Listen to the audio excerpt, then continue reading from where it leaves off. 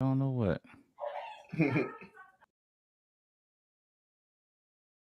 What's going on, everybody? My name is John. You already know what it's going to be. It's going down in a few more seconds. Lindsay Real Podcast. Let's go.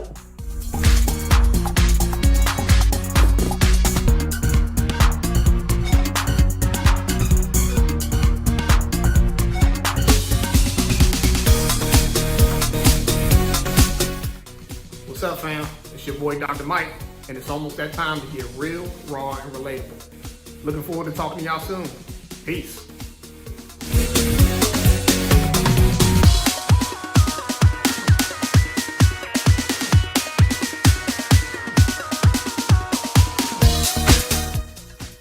What's up, everybody? It's your boy, Terrence. Welcome back to another season of Relentlessly Real Podcast. So excited to have you all back. We got a lot of great stuff. Check us out.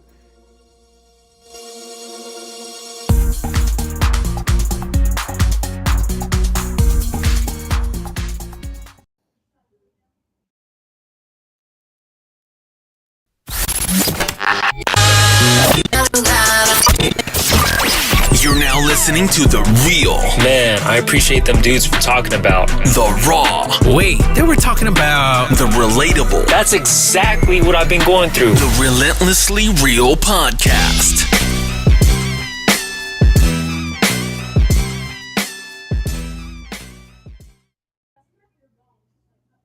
Welcome.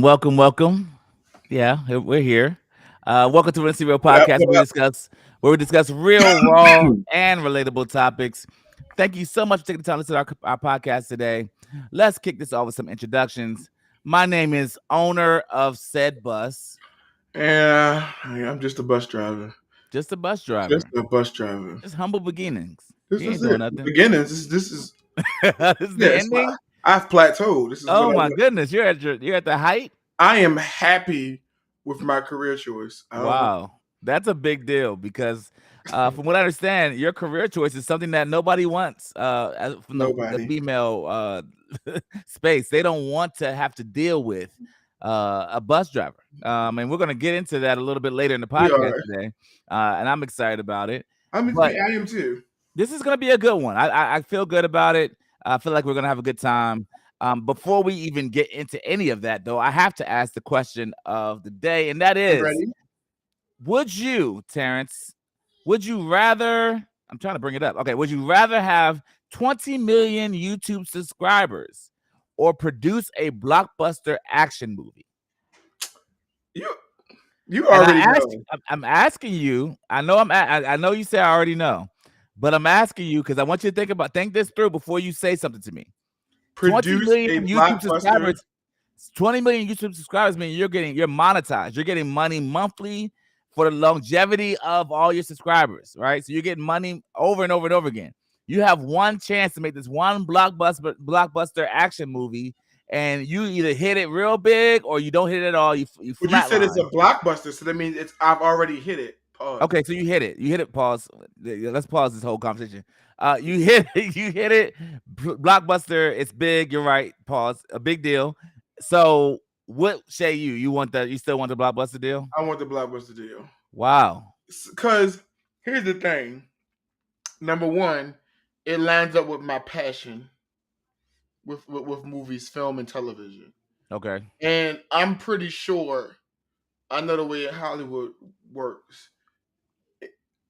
If I nail a blockbuster, there's going to be more revenue coming in eventually from that blockbuster. You know, and what I actually might do is if I bank on it really being a hit, like if I bank on it, it's really going to like go out there. Like, yeah, and I like what Shalita said, movies last forever. I also realized that if I think it's going to be like the way Robert Downey Jr. did with the third and fourth Avengers, I'm only going to ask for a percentage of the profits. Like, you don't even got to pay me a salary. Give me 8%, whatever the movie makes. Okay, and 8% of $1 billion is a lot of money. Yeah, no, do the math. I thought you're a teacher. I'm not doing that. Okay, I'm actually gonna say I obviously don't care about nothing about what you care about when it comes to action movies and all that stuff. As you well hopefully should know, people that follow here on Release the Real podcast. I have my own other podcast called the Narrow Road Podcast, and I super love the whole world of production and that space and doing YouTube videos and trying to generate activity there. And if you're not following me there, and you only follow me on here, I'm mad at you, and I need you to follow me on there as well. Narrow Road Podcast. Please be a subscriber. I'm trying to make my way to 1,000 subscribers by the end of the year. But aside from that, I would do the 20 million YouTube subscribers because I'm trying to get to 1,000. Clearly, I'm nowhere near 20 million, so I would take the 20 million subscribers in a heartbeat. Unlike my friend here, T, who says I'm going to produce a lot of pressure. You got 20 million. That's a lot of pressure. That's a lot of pressure for you to do a daggone movie. You gonna do a movie? Everybody gonna see that movie. You know why? It's not a lot of pressure. You have more pressure than me. You know why? I don't know why. If I just produced it, there's a gigantic team around me, so it doesn't really all the work does not fall on me. While as the YouTube channel, I feel all the work falls all on you. You might be right there, Terrence. I didn't think it all the way through. That's a good point. I'm gonna produce a movie. All right. Next question that I have for question of the day is this, and I have this my second one and last one. Would you rather be naked all the time or never leave your house or apartment? Would you rather be naked all the time, everywhere you go, or leave or never leave? I'm gonna let you answer first. You gonna let me answer this one first? Mm-hmm. I ain't gonna hold you. I'm gonna be butt naked out in the streets. I am gonna lie to you first, because don't ever invite me to yours. Don't ever. Like I just don't. I don't like. I just. I'm good. I'm cool. All right. I'm just saying. So hold on. So you're saying you would go with the naked too, though, right? You would go with the naked. You would not never leave. The other option is never leave your house. Like it's an either or. So you wouldn't if you don't want to stay in your house forever, so you want to be butt naked. I see. Am I getting revenue? You're not getting a dime. You're just walking around the earth with your belly. How am I paying for my thing? Huh? But that means you got to go outside butt naked. Yes, that's exactly what it means, Terrence. I can't go to work butt naked. I mean, you're getting into the weeds. Hold on, Terrence. If you can't go to work butt naked, and I work for the church, what you think I'm gonna do? You can go to work more butt naked quicker than I can go to work butt naked. To be honest, I don't think so. I really don't think so. I don't think you so. Can do your service. That first of all, that you go to your job butt naked, you have your 20 million subscribers by tomorrow. You know what? You're thinking outside the box. I would have 20 million police officers at my house. Yeah, you would, and deservingly so. By the way, I'm on house arrest. You're right. I'm never leaving my apartment. Touche, Terrence. Touche. So you guys know we're gonna jump right into this topic because the topic is heavy today. Not heavy. It's actually very light, but it's a lot that we want to probably unpack with the topic today. So I want to go right directly into the next flick and or chill.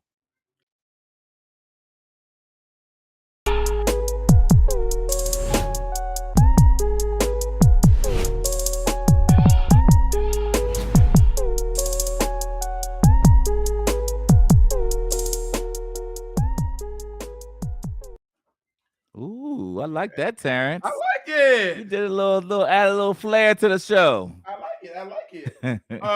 So I got. I hope we got time for both. Two little quick plugs I'm gonna do for next flick or chill. Because if you're like me, I've been a little bored lately. At home watching TV. I feel like I've seen everything.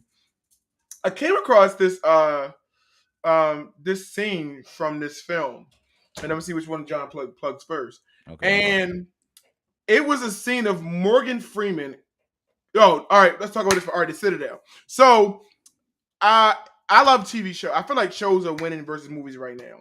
And The Citadel is on Amazon Prime. It dropped maybe last Friday. They dropped 2 episodes. New episodes dropped this week, probably Friday.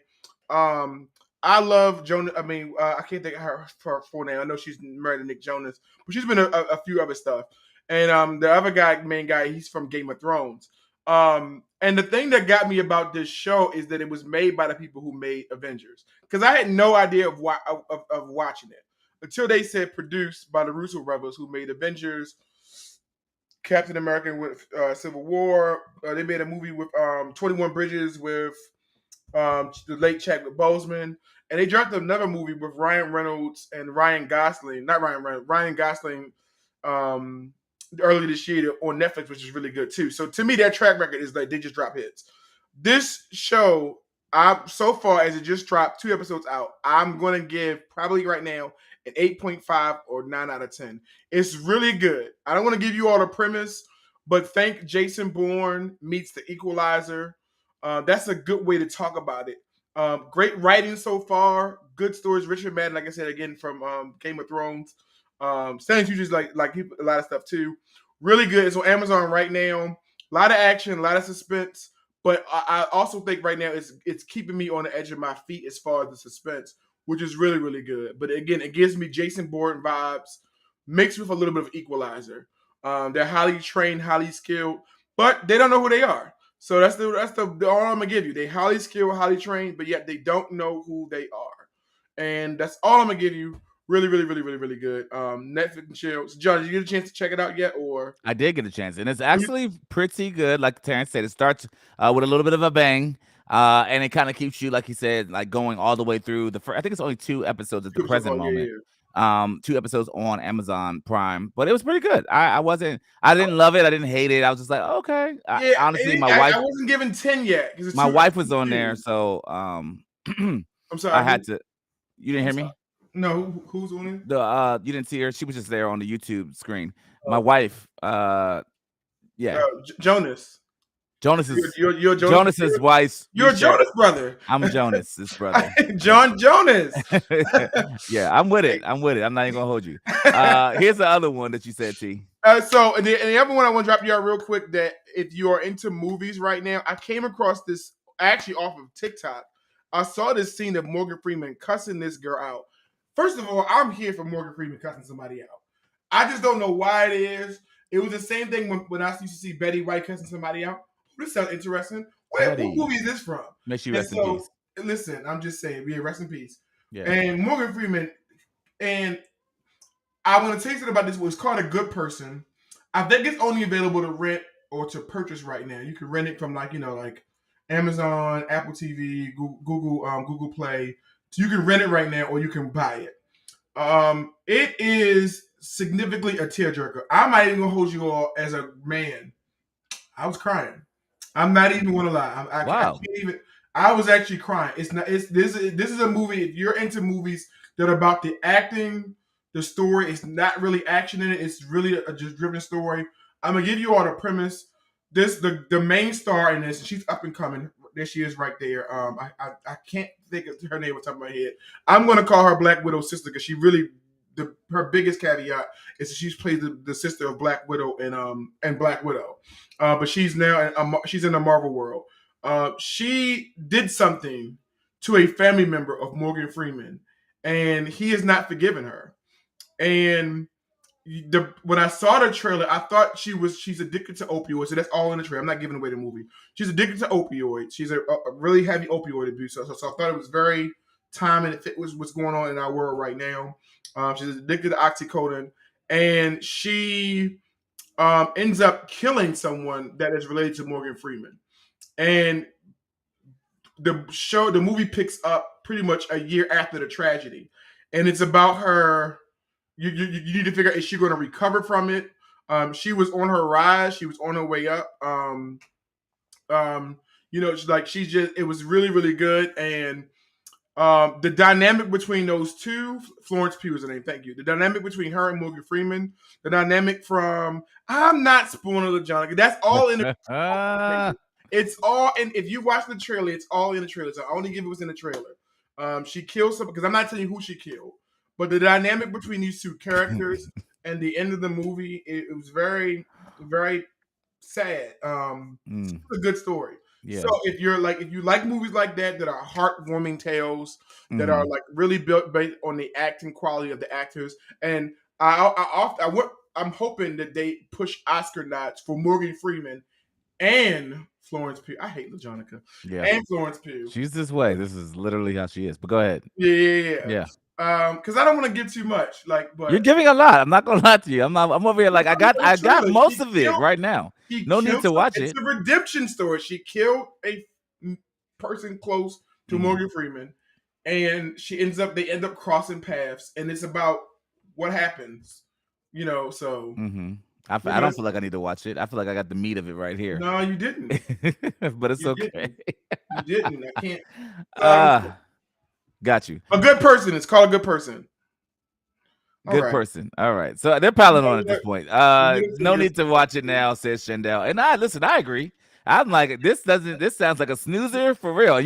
Honestly, you already said you cried. I was like, you know what? None of you are all good persons. None of you are. Wow. None of you are good. This is a Terrence. Please, these are people that have dialed in to check out Valencia Real Podcast. Like, what are you doing right now? Okay. So you guys know that we're gonna hop into the topic after this. This one thing I want to go over. The AI has been a big deal.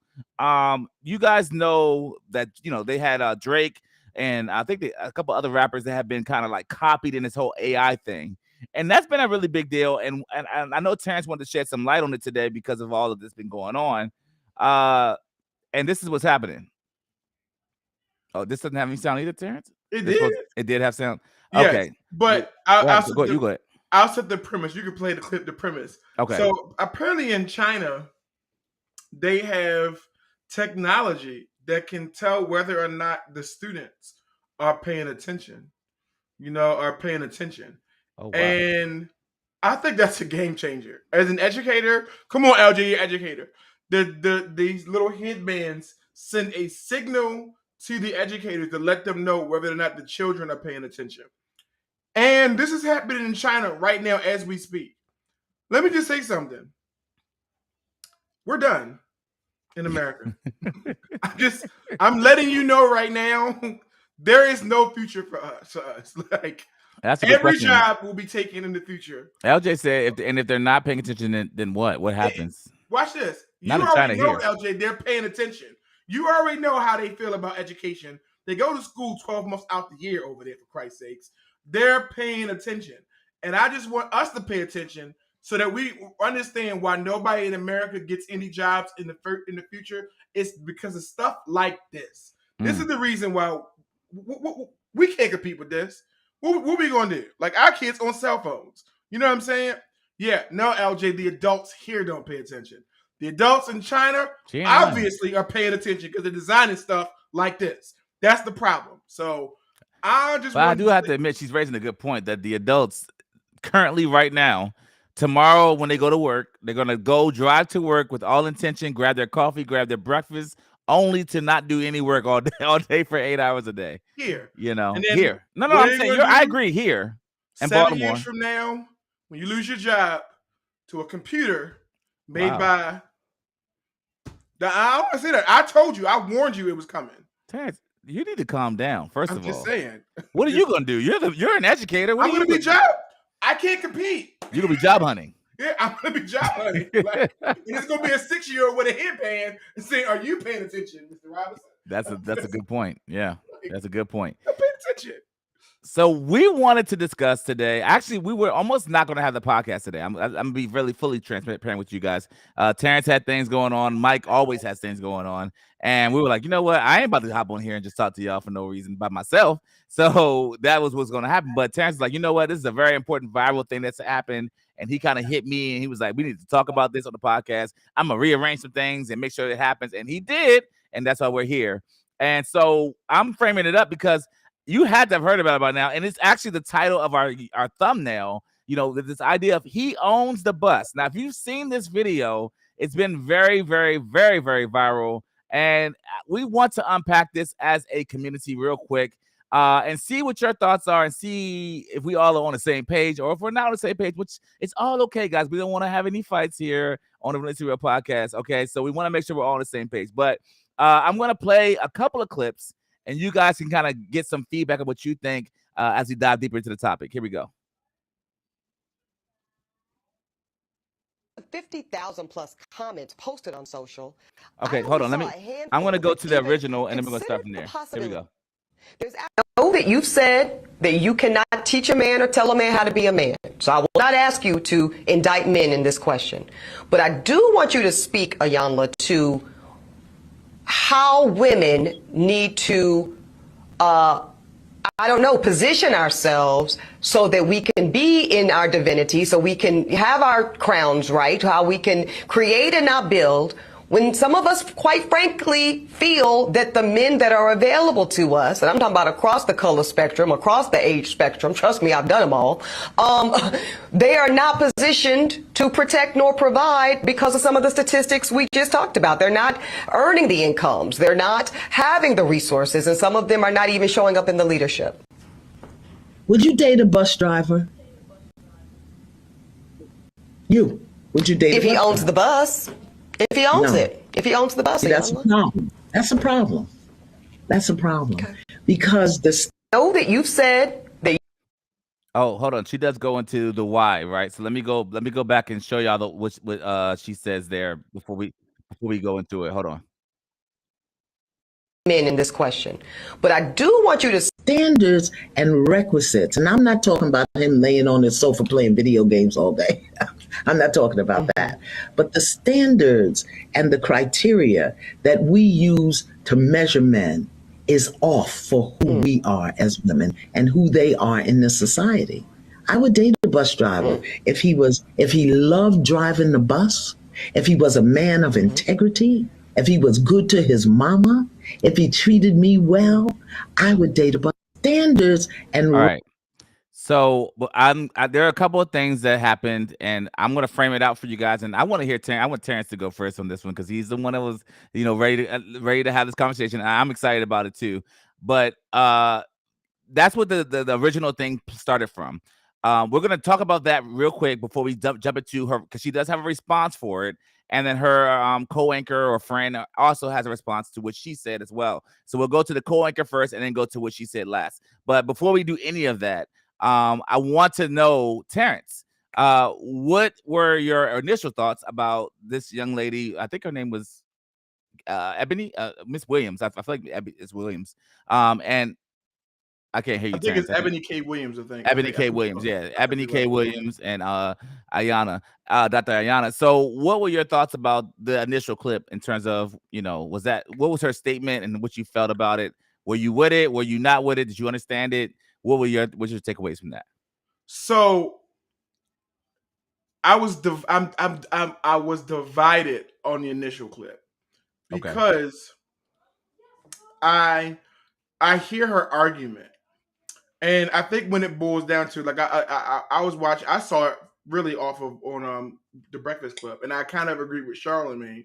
We was kind of talking about how everybody has a right to their preference, and I think what she was talking about is her dating preference. Because Iyanla asked her a question: would she date a bus driver? Yeah, and she said, "No, I wouldn't." She has a right to her preference, so I actually have no issues. Like I equate that to like a guy, like to me it's the equivalent of a guy like saying like would you date a girl who weighs over 160 pounds? Makes sense. That's his preference. No matter how you feel when you break it down, if that's his preference, that's his preference. So I think she has a right to her preference. Okay. So that's my initial reaction to the quote that she made in that clip. So I agree with what you're saying, but I also I got a sense when she first started talking, clearly she was like, I don't know if you guys saw her facial expression. She's like, if he owns the bus, and she kind of made a face after she said if he owns the bus. And I think my initial thoughts were like, wow, like how did we become this society where, like, I guess later to Dr. Iyanla's point, that we don't even care about more. Isn't there more to the picture than this? I guess that's my real question. I don't know if I understand the world that we live in today in dating. So like if my and even if he's fast forward 20 years, if my daughter dates, should I be like, I mean, how much does he make? And is that some type of indicator or does that somehow reveal something about him by the amount of money that he brings in. If he brings in a lot of money, is he low? Like, does he not respect it? Does it matter that he doesn't respect his mom? Does it matter that he's not a good person? Does it matter that he might hit her? Does it matter that he might not do this and that for her? Does it matter he doesn't clean? Or like, I feel like we threw everything over time. We threw everything out of the window from what used to be, I guess, the kind of pillars that mattered. Like he was respectful, he was well mannered, like I'm talking about the initial pillars. So like, quite literally, when I met Jovita, her parents with all that stuff, like I didn't have no income. I met her in college, right? So I don't know if that was a factor either. Because I actually wanted to touch on that, because that's the other reason why I saw her side of the point. She is a much older woman. Like I did some background, like a little bit digging into who she is. Okay. Very successful woman, and like Black successful woman. And I don't know if people understood, like the Black women are the highest educated, one of the highest educated groups in the country, for sure. I think it goes Asian Americans, if I'm correct, it's Asian Americans, white men, and then Black women as far as college educated women. And they do circles around Black men. And so now that's a good caveat, but it also could be a bad caveat going forward. But I'm just saying, in general, Black women are very educated as a group, right? Now, the only thing that sucks is they're also the lowest paid, but that's a whole argument for another day. That's another podcast. But my question is, so the age matters, because my thing is with her, with the level of success that she has, and if you factor in sometimes with, and I don't know her case, but I'm just an example. If you take a woman who's 35 plus, right? She may be single. Maybe she has a child. Maybe she doesn't have a child, but maybe she already has a child. Maybe she's been married. She's divorced. She lives a certain type of lifestyle, right? I can't really fault a woman at that age. Really, first of all, anybody for that preference, but in particularly somebody at that age who is looking for a certain level of man. You make sense? That's, I don't want to say on her level, but I often think we ask that question, or we try to ask the question, what does a woman bring to the table? And I'm not saying it always means money, but I don't necessarily think I mind a woman asking, what does he bring to the table financially? Because I do think for women, unfortunately or fortunately, every way you slice it, in a capitalistic society, income equals protection and security. And I always will narrow that point. In a capitalist society, which we live in, one of the most dominant societies in America, is that determines the level of protection and security to a woman. And we, as a man, I feel like we can't run away from that reality. Makes sense? Whether we can match it, it's a whole different conversation. But I play devil's advocate. So like let's say somebody makes $70,000 a year. That's a woman. Sure. Okay. She made $70,000 a year, and she had her own place. She has her own car. She has her own job. She meets a man that she likes and feels like she can build with or should build with, whatever. But he makes $30,000 a year. Those people should. You're saying in that scenario, it's odd or unusual for someone of that caliber that makes almost double or does make double or over double what that man makes to try to like come together as a couple, because she was already fine. And when you talk about this idea of provider, she was providing for herself. So if she's providing for herself, like, you don't really, I'm not saying that he should not provide, but you don't really need him to provide. You already were before he came, you were providing. But at that age bracket. I agree. I don't think that negates a woman viewing a man in that role. And we got women on here, and I will yield to them because I'm not a woman. But in my experience in talking to lots of groups of different social classes of women, I don't think the fact that I'm providing for myself does not negate whether I look to you to provide. You make it that's something that I'm having to grow into. Like, you make sense. Like, it's just. I feel like I see where you're going, and while I would agree with you, makes sense. Like, I actually agree with you. I think it does make sense. We should be able to build this together. And another thing is, a lot of John, I don't know if you remember it was Kevin saying he posted a while ago. It wasn't just him. A lot of people posted it along that same line of thinking. Is that you will find a lot of times a lot of women will say you will ask a woman like, what kind of guy is she? Like, if you meet a guy and he's this and this and this and that, this and that, the first thing a woman will a lot of women will often add to that as well. Yeah, because that's good, because that means he's that right now, but in the future he'll be this. They're already looking for him to elevate. Yeah, and they go into it like that. And what sometimes women don't understand is that's very harmful to a man, because what I'm saying is you already don't looking at me as I am right now. You're looking at what I might possibly become. But what if I never become that? Right. So now you're looking at my potential, and you don't date potential, because potential is nothing but a bunch of stuff that somebody ain't doing. But at the same time, I mean, I don't know. The old adage was potential was important. Like I see things in you. I see that you can be or could be, and I will ride that wave of said potential. And now I guess it's not as important. But to John's point, she said not odd or wrong, but she prefers not to date the bus driver. But I think what is important about this topic is that yes, that's her lens, but that has also become most women's lens. Hence, social media over the past 2, 3, 4 years has kind of migrated to. They all think that way. Yeah, so it's not like this. It's not like this reporter who probably yields, well into 6 figures, of course, a year, if not more. Right? She's like a lawyer too. So right, a lawyer. So let's say she makes $500,000. Let's say she makes $750,000 a year. Cool. She can think that way if she wants. It may still be detrimental to her, though. Let's also say that could still be a detrimental, because as you saw, Dr. Iyanla checks her on like, hey, that's maybe the wrong course of thinking about how you should date. Considering that, yes, you may be this successful person. And so I think, even to circling back to what you were saying earlier, Terrence, is that a lot of times women are on a track to be more successful because the man isn't there to marry them. So they have no choice but to dedicate their lives and their hours and time towards career building, promotions, being excellent at their job, because there's no man to like date and go out with and kind of or marry her.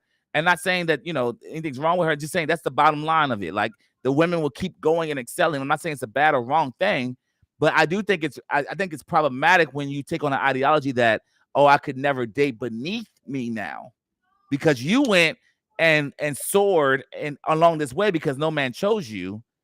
And maybe that's not the story of the man, though. And so I think so. I'm gonna add another caveat to that discussion. Like I said again, I have no, and I love how Charlamagne puts it, like in that thing. I have nothing wrong with her preference. I may disagree with her preference. I'm actually, and I do find myself siding with Iyanla as far as the people have more to offer. Here's my thing, though. As long as she realizes that her preference is going to exclude a certain category of men, and is going to dwindle her opportunities to possibly get a good man, go with it. So let me explain my analogy. If I was to blind, and I'm glad we got a lot of women on here. If I was to blindfold you and put a bag of Skittles on that table and say, dip your hand in that there and only pour out the yellow Skittles, and you're blindfolded, you can only pull out yellow Skittles. You can't pull out any other Skittle. Only yellow Skittles. What's the likelihood that you're going to pull out only yellow Skittles? It's going to, you been making sense? It's going to be very low, right? And so that's what happens with preference. You have a right to your preference. However, be mindful that your preference might limit your options. And that's the only caveat I would bring to that decision. Because a lot of time, yeah, that's what I was getting to. Because a lot of time, if I'm giving you that statistic that Black men are not as educated, high educated than most Black women. And if you're a Black woman and you only want a Black man, by default, you have already put on the blindfold. By the very nature that you only dating Black men. So if you are a woman and you want a Black man that I want him to make $200,000 a year. I want you to understand that only 1% of the entire American population makes over $200,000 a year. That's every race. So already I only want somebody who makes $200,000 a year or more. And then you say you only want a Black man that makes $200,000 more. you have lowered your probabilities of getting what you want. Your pool is smaller. Yeah. And you just keep, what you keep doing is you just keep, all right, well, I'm not going to date him because he don't make enough. I'm not going to date him because he don't make enough. Next thing you know, you 30. I'm not going to date him, he don't make enough. Next thing you know, Can I ask a question? Can I ask a question to other people that are on here? Can y'all just, if y'all can, just say what's the lowest amount a man can make yearly? Like, is it 40? Is it 50? Is it 60? Like, if you just put it in the chat for me so I can get an idea of where y'all are. If y'all have that as a preference, what would be the like, all right, the lowest I could deal with is said thing. And then LaJonka said, what are some of your limiting preferences? Listen, I asked LaJonka to be on this podcast. I'm gonna just tell y'all that right now because she's gonna try to co-host from the comment section, and y'all listen to her because she's there. I love it. But I want to say something about what LaJonka said, because she said people's jobs come and go, but his character, and that's the part that I really want to highlight, because as you notice, Don Lemon, who was well known, how long was he there? 17 years at CNN, and now is looking for a job or is on a hunt for a job. So it's not about the job. The job can leave. They'll fire you. They change their mind about you, whatever the case may be. But the man you choose, or the man you value, or the man you love, that's the person you should sow into and be all about, in my opinion. I'm gonna punch you even harder. I'm gonna punch you. I had this very deep conversation with somebody previously where I was telling the impact of capitalism. I hope people understand at a moment's notice, everything here can just change. I'm not saying Don is broke. I'm saying it changed. No, what I'm saying is, but yeah, I agree. At any moment, another recession can hit, another crisis can hit, another, you know what I'm saying, another, like, stocks could just drop, another, like, businesses could just close. When you live by capitalism, it's controlled by forces that are ultimately out of our hands. What happens if all these banks would shut down and they just say you can't get your, like, let's imagine if a bank said, I know we said we would insure your money, we're not going to insure it. What are you going to do? What are we going to do? Literally, all our money is tied up in banks. So what are we going to do if the banks just say, yeah, we're not going to honor the money you put in this bank? First of all, I understand it's going to be massive riots, but I got that. But holistically, what is going to happen if there are market forces that are out of our control that shape how much money I bring to the table? That's why I like what Iyanla said and what Jon is saying, because at its core, and we'll get to her other point in the video that she made, which I emphatically disagree with, that Eboni K. Williams made, because we are flexing about stuff that's just ultimately not in our control. Well, and her comment is dangerous because it comes from a spot of privilege. Well, before you jump ahead, Terrence, let me, because you about to go off. No, I'm just saying. Well, before you go off, the bottom, you're right already, and I'm going to go ahead. And exactly, LJ, yeah, put that wig on and say what you got to say. And so listen, so I'm gonna go back to the clip. And we're gonna go to the guy part, right? So when the guy chimes in, her co-host friend. 1 second, I'm gonna go to that one right now. Okay, this thing is acting crazy. Here we go. Use to measure men is off for who we are as. I want to respond to my friend and colleague Eboni K. Williams, who last week on her show said that she would not date a bus driver. She would date a guy if he owned the bus, but not if he was a bus driver. Here's my thoughts. First, we shouldn't be defining people by their labor, but there is dignity in all labor. Whether you drive a bus, whether you own the bus, whether you're the CEO, whether you're a worker, it doesn't matter. You're a human being with character and personality and ideas and interests. And that should be the primary thing that we ask when we're looking for relationships. Is this person good for me? So to me, that's more interesting. And if we only look for people who make the same amount of money, we're going to have some problems. At the same time, I feel you, Eboni. I understand completely why Eboni feels that way, because black women are the only demographic of people in this country who are systematically expected to date below their education and their income. And so when a lot of you are mad at I want to respond to my Eboni for responding. It's not because you have some grand character. It's because y'all think black women should have a lower bar. It's because y'all think that black women should just accept whatever they get and they should just be happy to have anything. And that speaks to how we understand and how we think of black women in this country. And finally, brothers, with some of our outrage, we got to be honest too. You know, some of y'all get degrees and y'all get fancy titles and y'all get a whole lot of money. And you not only don't date at your economic educational station, a lot of y'all don't even date black women. So you got to hold that L too. So there's a lot to unpack there. It's a whole lot. There's a lot to unpack there. So he basically broke it down, talking about her initial comments and that there's more. Basically, there's nuance to this. It's not as simple as income.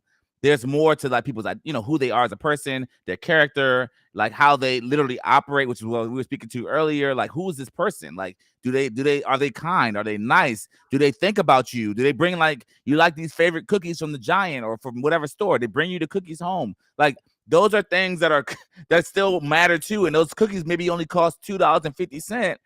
So you don't need to have a $150,000 job to get those $2.50 cookies, right? So it's nice to still have that as a characteristic, as a personality trait, whatever. And then I think where did he go from there? He went into, I think, what's the other side of it? I know he talked about black men as well. Mm-hmm. And basically said that black men typically date outside of their race. Javier said, do they eat your favorite cookies when you're pregnant? Okay, so anywho, I'm ignoring her.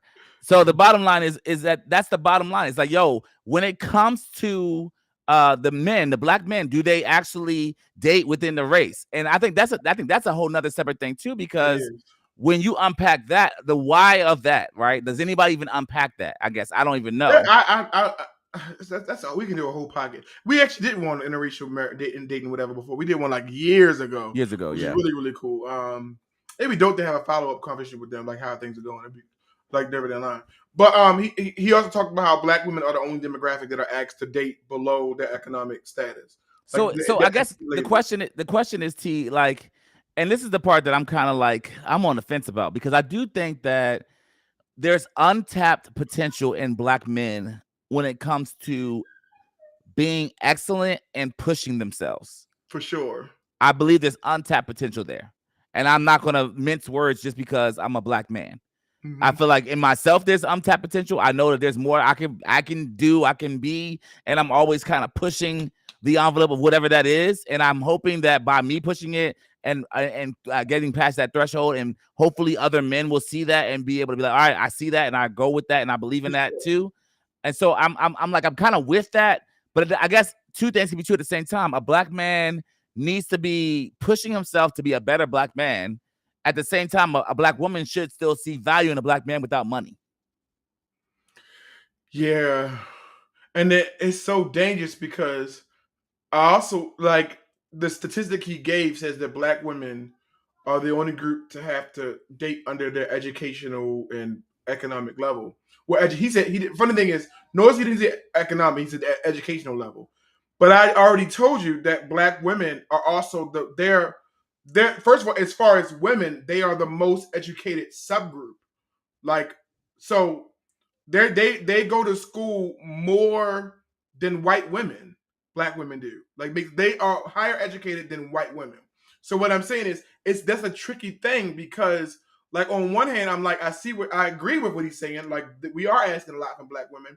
But on the other hand, you guys also go to school more. So at some capacity, you will have to date. Like, you might, you go into it, understand that you might have, it's just, I mean, the numbers don't add up. Black men are over policed. Black men are over, like, even if we get rid of just the lazy factor, and we're talking about that, like not having that strong work ethic, we're over policed. We are raised in fatherless homes. Number one, more than any other group, we're raised in fatherless homes. There's so many, like, outliers there that impact why that happens.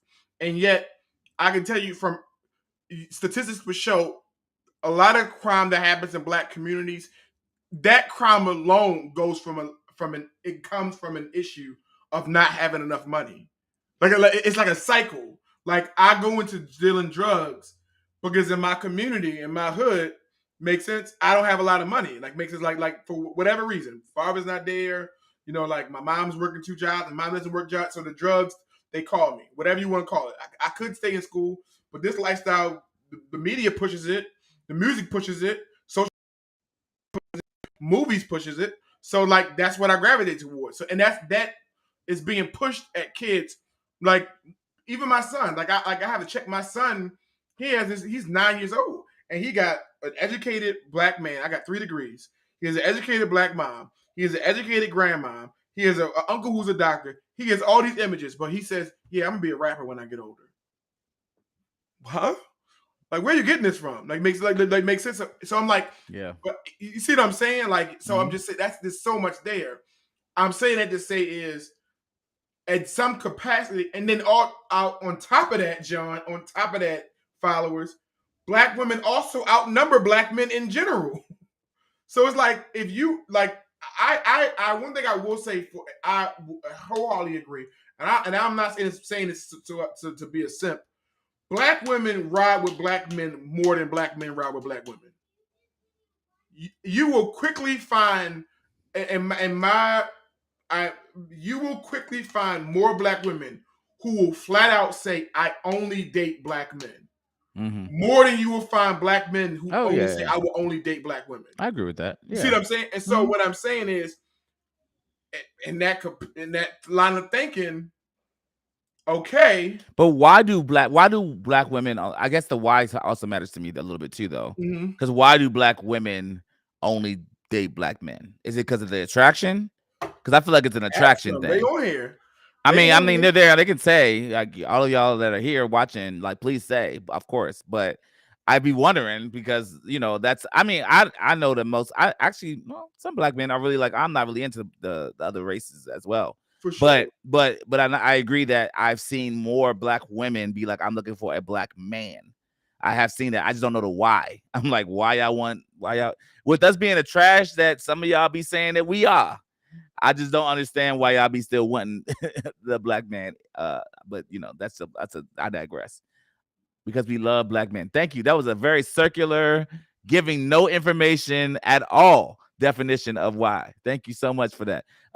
But to your point, T, I think at the end of the day, he was raising great points about the idea of like, yo, we need to, as black men, I think truly, very seriously, need to do a better job about pressing ourselves to be better black men. I think generationally, and even like if you go back to like 70s, 1980s, we were I don't want to say popular, but kind of popular to be a black man that was astute and that was on top of things and that was kind of like well put together and had a vision, had a plan, and worked the vision and worked the plan.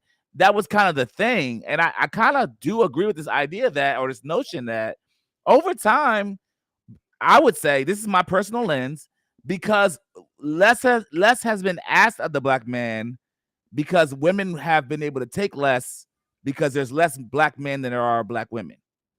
So like, because of that, like that supply demand situation, black men don't necessarily have to be as great or as on point because the supply demand. Yeah. Like we don't have to, there's so much more of other black women that we could just gravitate towards that we don't like. You asking for too much, or you won't give up, or you won't do this, you won't do that. We can go find somebody else that won't be like you.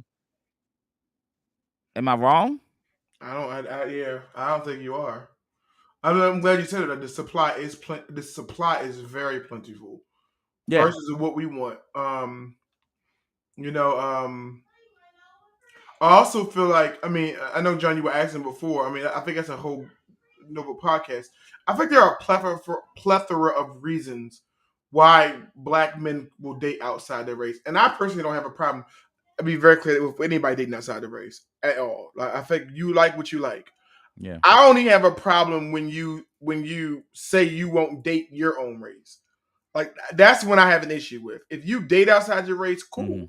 Like, no problem. And I think a lot of times what people need to realize, like, just because I study like statistics and I study like, like you see athletes and movie stars or whatever it was, you got to understand that most of these athletes, especially the ones who make it to the NFL or the NBA, they don't go to HBCUs. They go to PWIs, right? Yeah. So you got to think about in their teenage, young adult years, they are being exposed to women of different races. Yeah. So now you're adding a number game. Makes sense. You're adding numbers to their interactions with women. Like, imagine if you're a virgin until college. Just imagine, or it makes sense. Or you go to college and you're a star athlete. Your first interaction is with. It's probably most likely might be with someone who is like who's not a part of your race. So right. you just have more. So I'm not excusing it. I'm just saying. Just think about that and think about that aspect as exposure of where they go to school, where they go to college, where do I get my law degree, where do I get my business degree, who I'm around a lot. And so I don't have an issue with it, especially if that's the story. I only have an issue with black men is when you say, "Yeah, I don't date sisters because." Shut up. That's the part where I'm like, stop it. Like I that ticks me off really. Like I don't date black women. Mm-hmm. But, like you missed me with that. That makes sense. But I thought Mark Lamont made a really good point. I agree with you. The way he said it. So let's look at the last clip of it, which is her response to her initial clip, basically saying she said what she said, basically. Let's look at that clip right there, and we can diagnose that and get up out of here. 3,000 plus comments posted on social. I only saw a handful that even considered the possibility of a bus owner being a more aspirational position and recognizing that I am actually speaking and pouring into the ascension of black men when I said what I said. But see, no, some of y'all were too busy naming and shaming me personally and black women in general as undesirable, gold diggers, and much worse. Now, I suspect that some of y'all are the same men that were bringing home C's and D's on your report cards, only to then be coddled by parents that said, well, that's okay, as long as you're doing your best. Well, listen, I love and believe in the excellence of black men. So no, my dear, C's and D's or any other form of mediocrity is not okay. No, I will not create a soft place for you or anybody that I love to fall comfortably into the bigotry of low expectations. So I'm going to say one more time. So out of the 50, there's absolutely nothing wrong with driving a bus. My mother Gloria drove one for years. But could it be that black America has been sold a narrative of average, regular, and typical being good enough for us? Well, see, that's called white supremacy. And in this case, it takes the form of conditioning black Americans to happily accept being a permanent American underclass. But see, because I know the truth about black folk in America, no, average is not and will never be good enough for me. And the gag is, I don't think it's good enough for you either.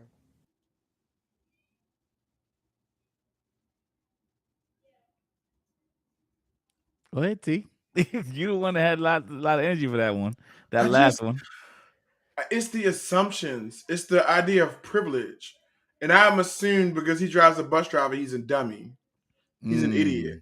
He's a C or D person. I don't like it. Yeah. I don't like it. And that's the part where you lost, like, I was rocking with you. And and even though I knew her original comment came from a place of privilege, I'm still gonna give her the benefit of the doubt. But then when she doubled down like that, like you can't say on one hand, I know you guys driving buses or support that because you guys are C&D students, and then on the flip side, and then got coddled by your mom.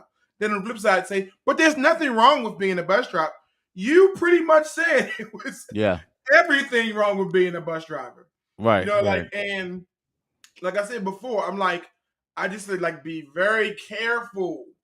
Like, be very careful of treading from speaking from a place from privilege. I mean, Steve Harvey had one this week too, and I'm a Steve Harvey fan. But he was, in his comment, was speaking from a place of privilege. I hate when people look down upon people from a place of privilege. Just because you made it, whatever it is, and I get it. Hats off to you, kudos to you. You worked hard, etc. I think it's very dangerous to assume somebody is where they are because they're idiots, they're dumb, and they're just average people.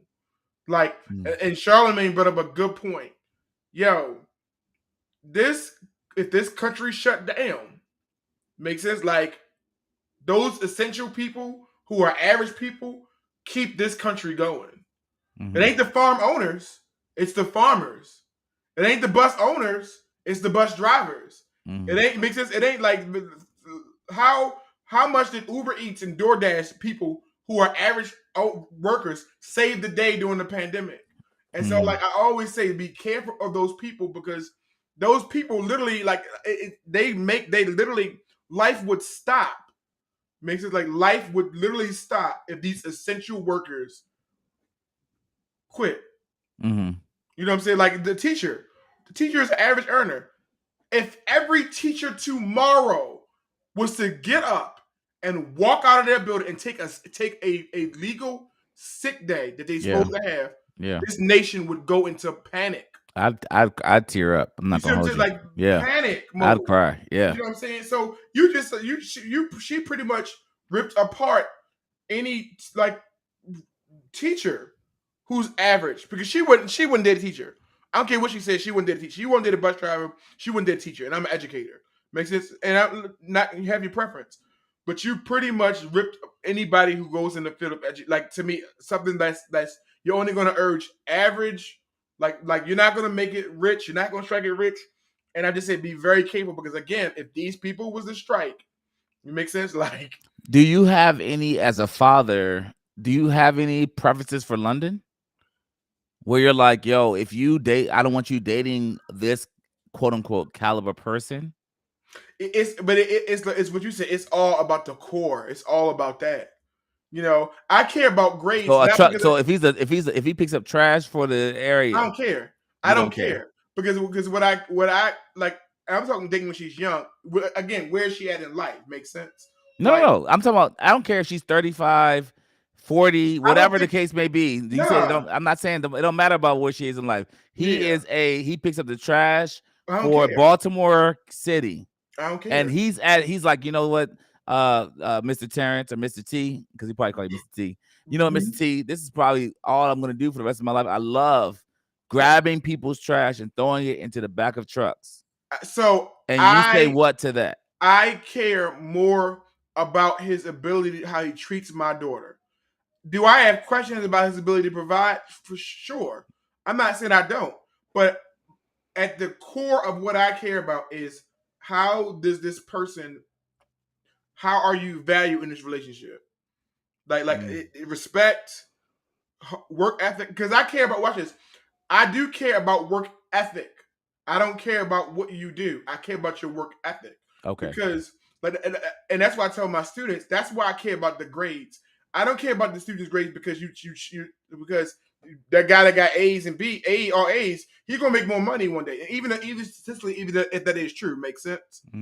The kid in middle school, the kid in elementary school, the kid in middle school that's working hard to get his grades, he has a work ethic that usually will transfer to his career aspiration. What he does in career, makes sense.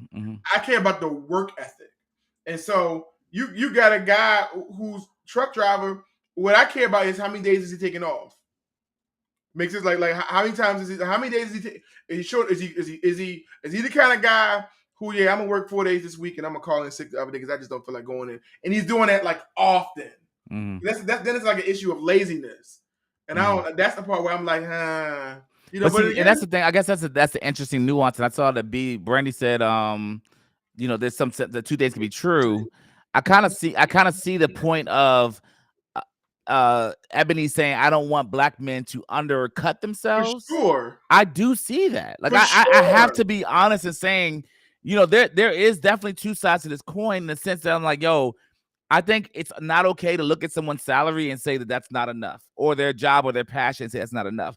Especially if that person has a salary and is like, yo, I still want to grind and do more.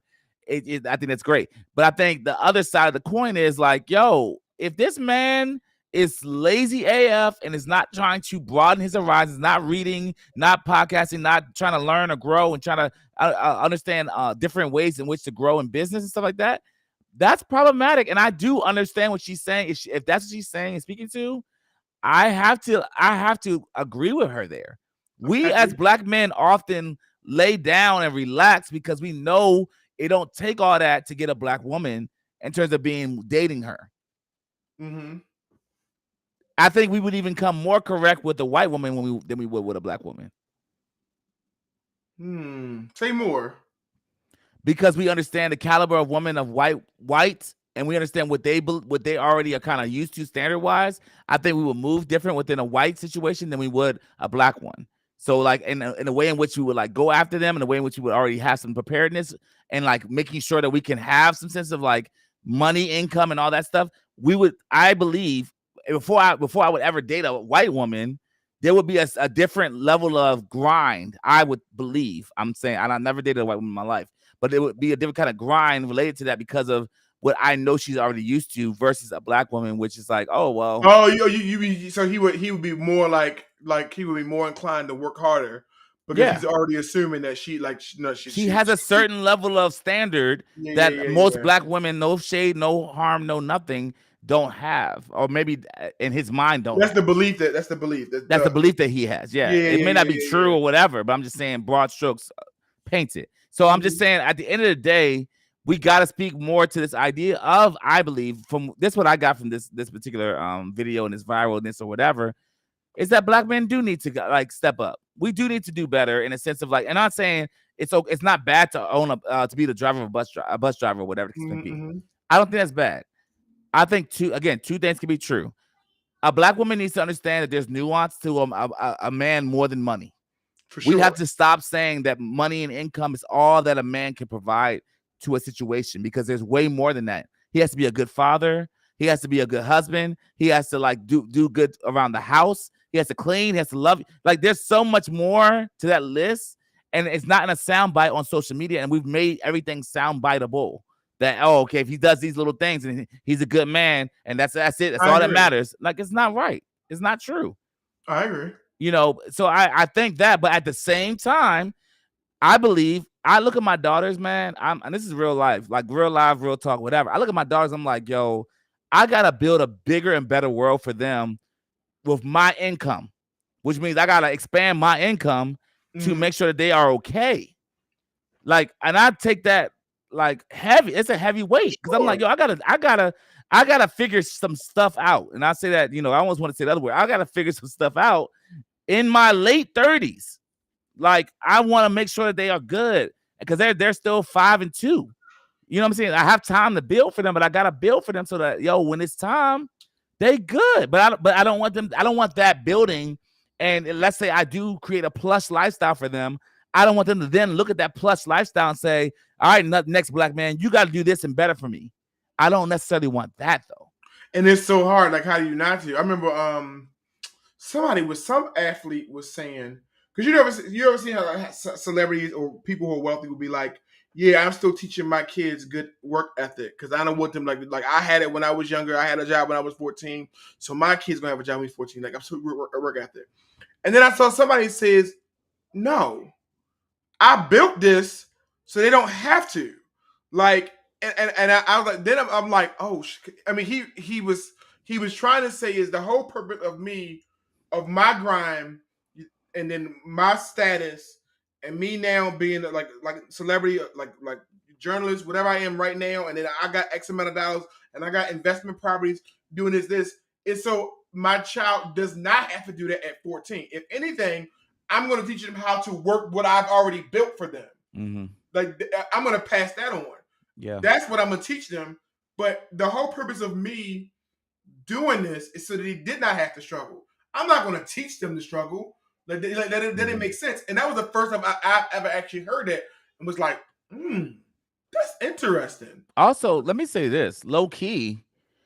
If my daughter, Jocelyn or Jordan, meet a man, and let's say I have a successful business 20 years from now, if I have built a system or systematized something such to the point that I've made a plush life for my daughters, I want to bring this black man that's going to take care of my daughter. I want to bring him in on it too. Mm-hmm. I want to teach him, this is how you do it. Instead of looking at him like, well, what do you have? Why don't you have that? What's wrong with you? Like, instead of looking down on that next black man, what would it look like if we was like, yo, I see your situation isn't necessarily great. Let me help you. You know, a lot of communities do that besides Black Americans. I know that. And that's the thing. That happens in a lot. Like, how many communities, like, we call it patronage. How many, like, that's why I'm a fan of patronage. Like when somebody be like, yeah, I don't want to get no job because my uncle worked it. Nigga, you better take that job. What's wrong with you? Like all other cultures benefit from patronage. So why not us? Like if like John, I rock with that point. If like, if I got this successful, whatever business it is, like this entrepreneur business, and my son-in-law, maybe he got a good job, right? He got a really great job, a good job. But I'm doing this. Hey, this is the way you could bring in more money. Like you're marrying my daughter. I'm I like you as a person. I'm rocking with you. Did you want to come into this too and get on into this business to put more wealth in your? I don't think there's anything wrong with that, and we should teach our to be humble and accept that. Like I don't say help, but it's patronage. Yeah, So I like that.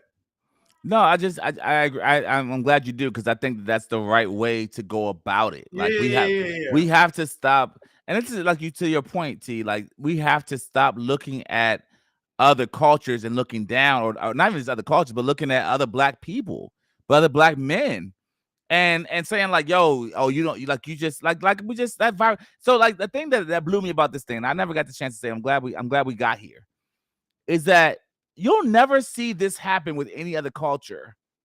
I have never seen a white person that's a white news anchor talk about a white bus driver.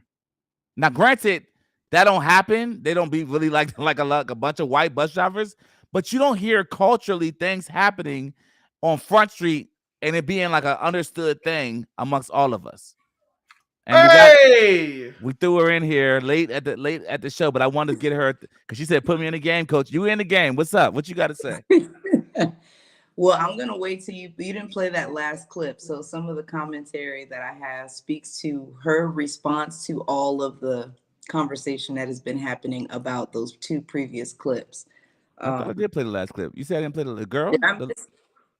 So it was her and I driving a bus. You played that the last clip. 3,000 plus comments posted on I played social. I missed it. Okay, so I thought I didn't know if you played that. Yeah, I played it. Okay. So what you got to say?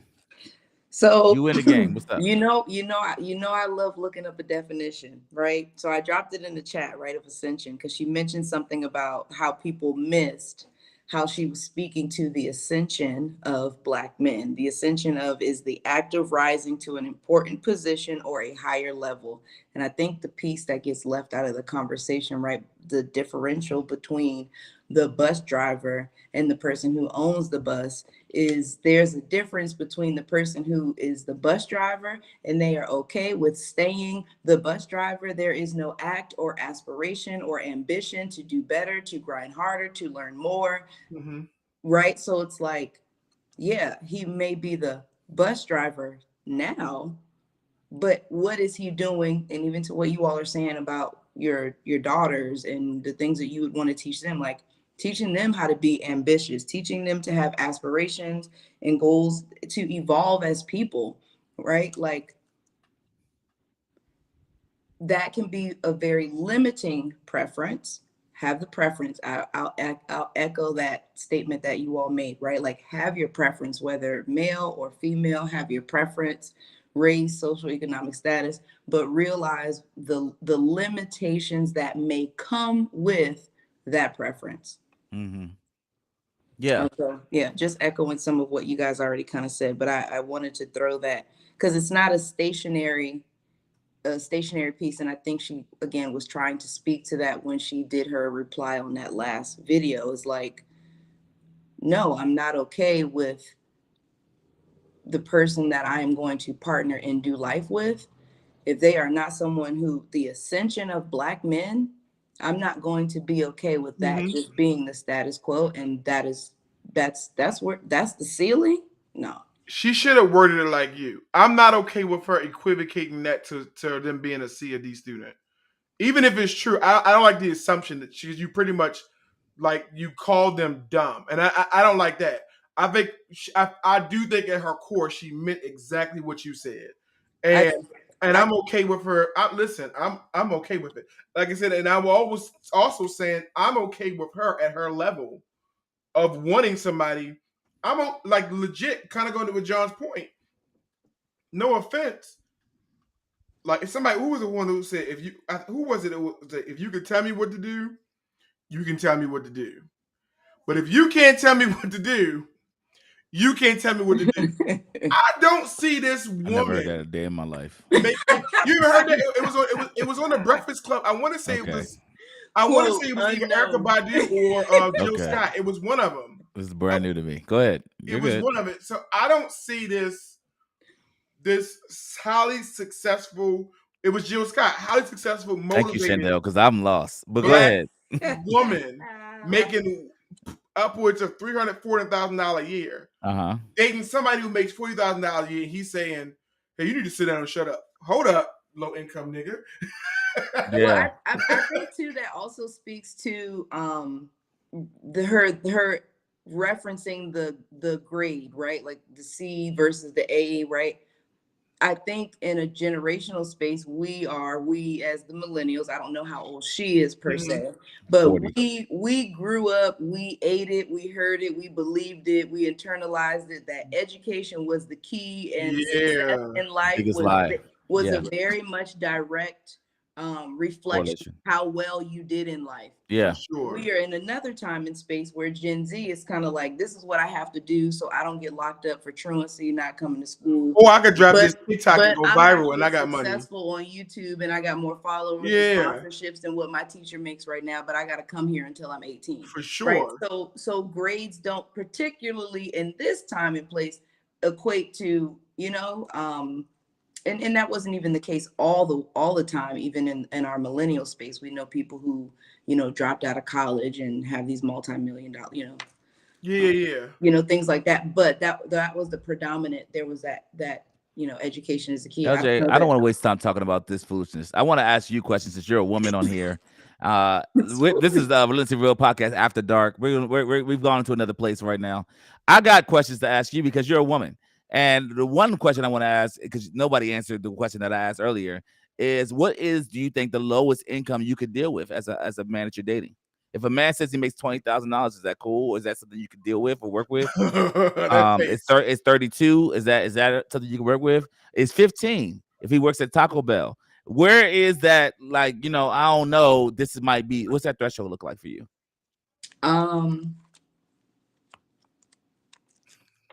What is the medium income for this area? I'm loving it.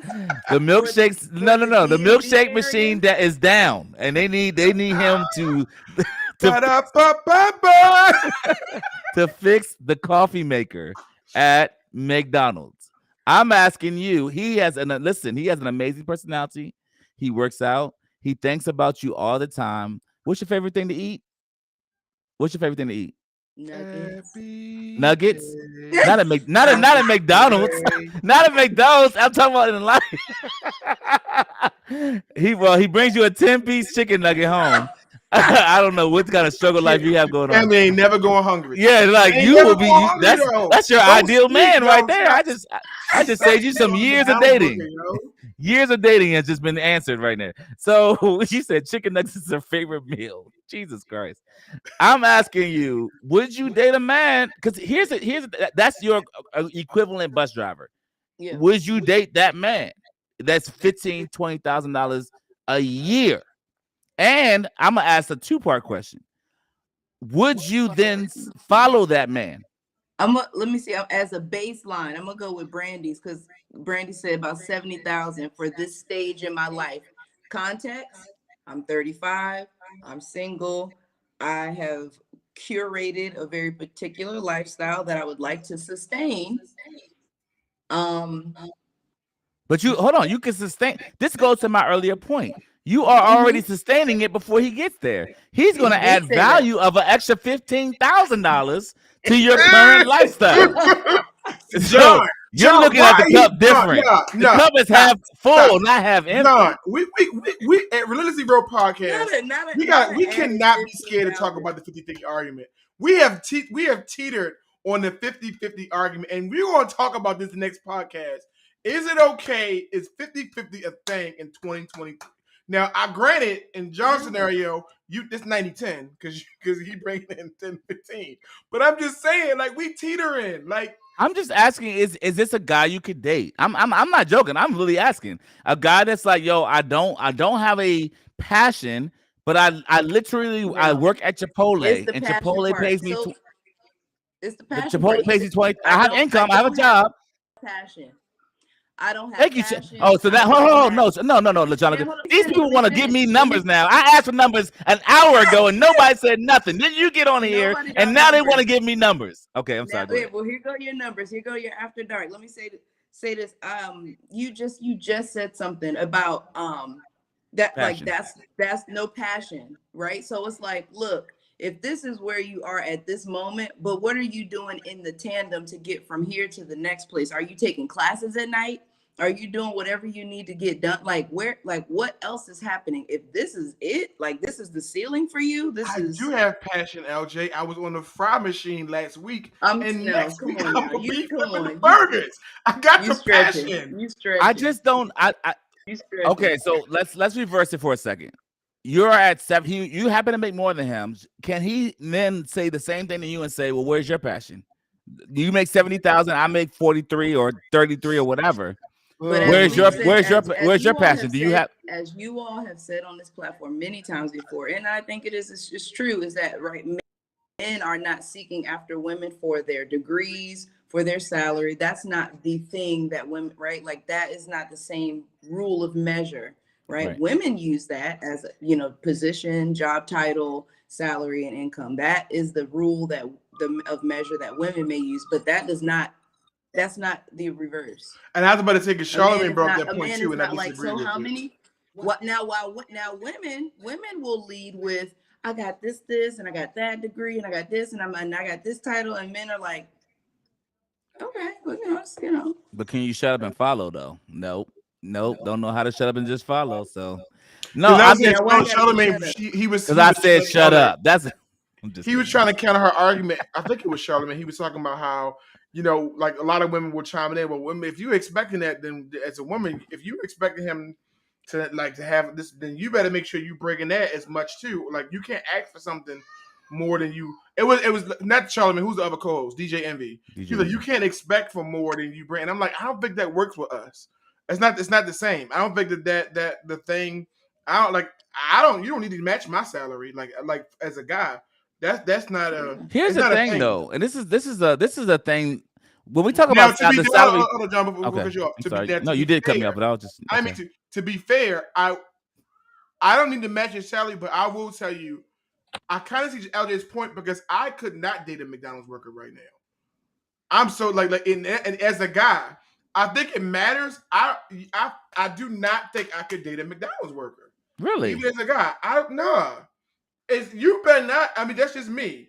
You cannot come to me and because I think what's so funny is I don't know why you say that because she makes less than you, which is what we talked about one week. But here's my thing. I think because first of all, everybody that works at this McDonald's is 22 and under. So and I'm not dating a 21, 22-year-old. So then I want to ask, why are you 36, 37, 35, 38 years old? She's the manager. She just makes $34,000 a year. She's the manager.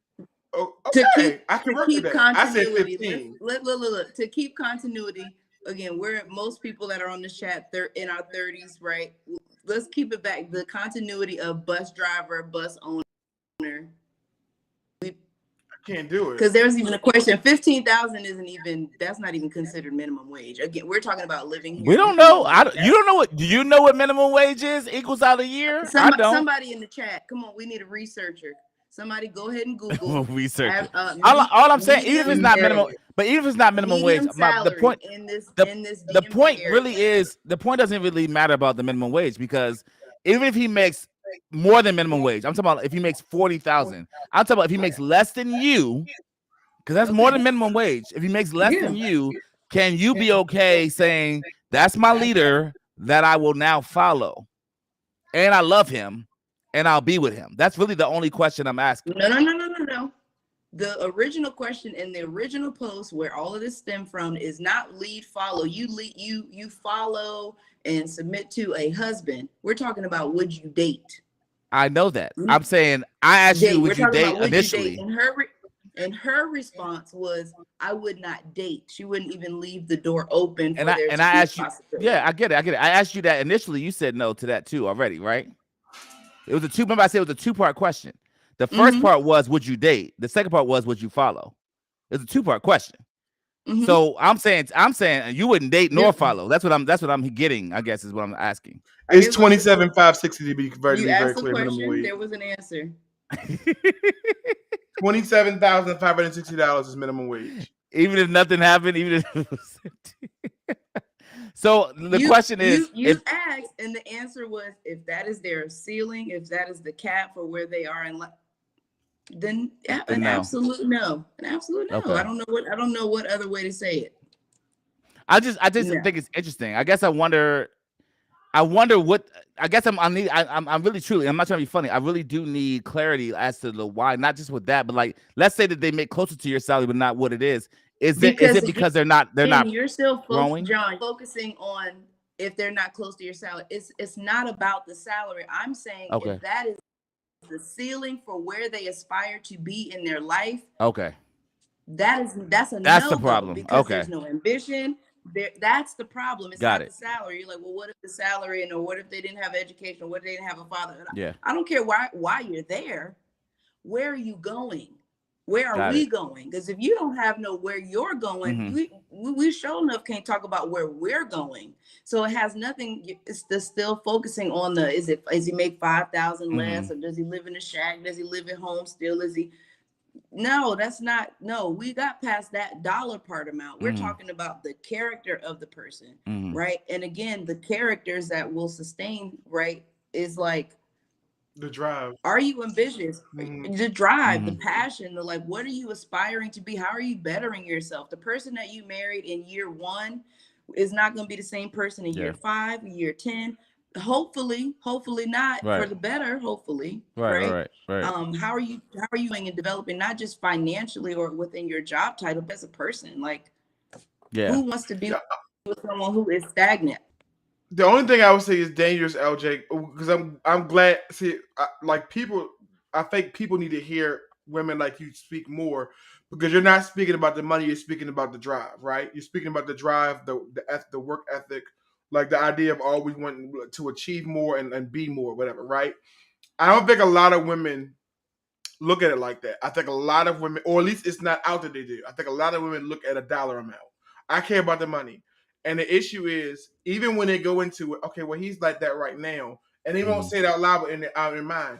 But I know eventually, they've already picked out future career aspirations for that person. And they've not conveyed that to him. So what they've done is they've picked out an expectation.